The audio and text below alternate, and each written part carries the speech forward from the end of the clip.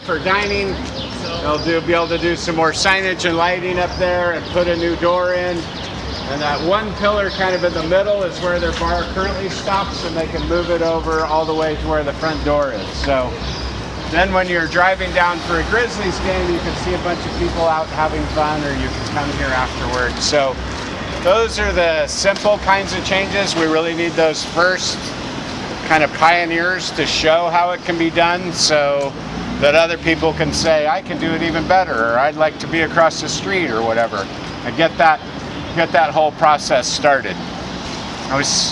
Some of you have heard me use the example that, like, when people sell a house, they don't sell it vacant, they actually rent furniture so people can visualize what furniture looks like in a house.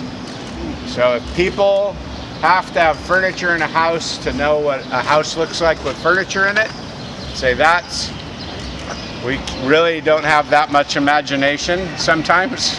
You have to have a bed in a house to see what a bed in a bedroom looks like, right? So how do you get people who've lived in a city that have had a dead downtown core for at least 40 years to visualize what this is going to look like, right? Hopefully they've been to some of these other places, but often they weren't there when it was bad.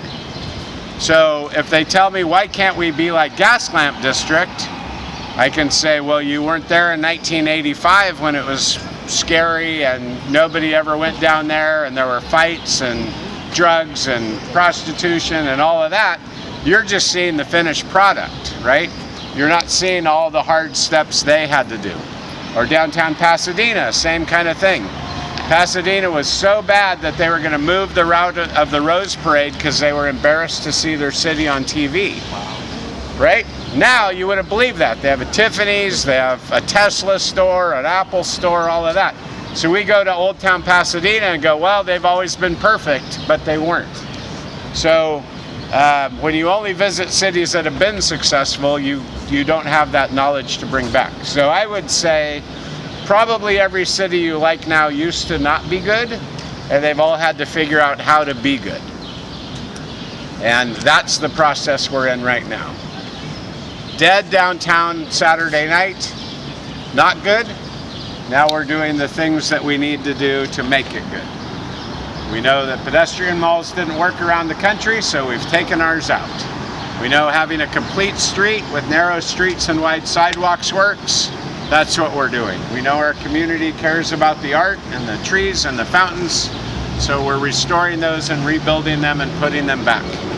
We know that there were rules that really hurt businesses, and especially nighttime businesses, and so we've gotten rid of those rules and we put in rules to make it easier.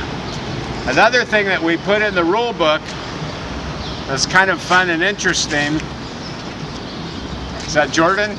I don't know. I just started waving. Sal? Yeah. It's a good downtown when you just know who everyone is in a window.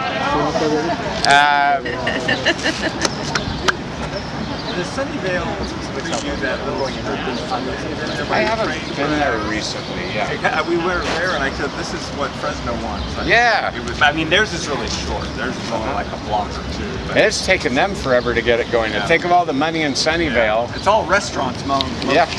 That's we're going to call this the Fulton Entertainment District.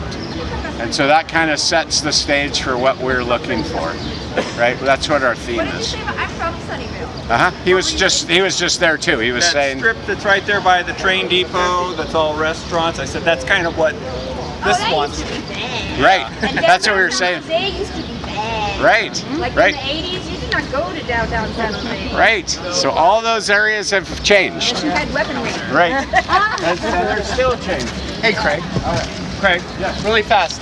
I know this isn't on Fulton Mall, but what's going on top of that building, you know? That's a good question. I don't know the answer to that either. I was kind of surprised to see that coming up. I haven't been in this role, so I haven't been paying quite as much attention as I would have normally. But I know that crane is working every night delivering materials to the top of that roof. So I'm not sure what. You know who owns that building? It's Ed Cashin, the developer of River Park. Oh, yeah. So that was kind of cool because whenever I would talk to commercial brokers or other developers, they're like, downtown's never going to work.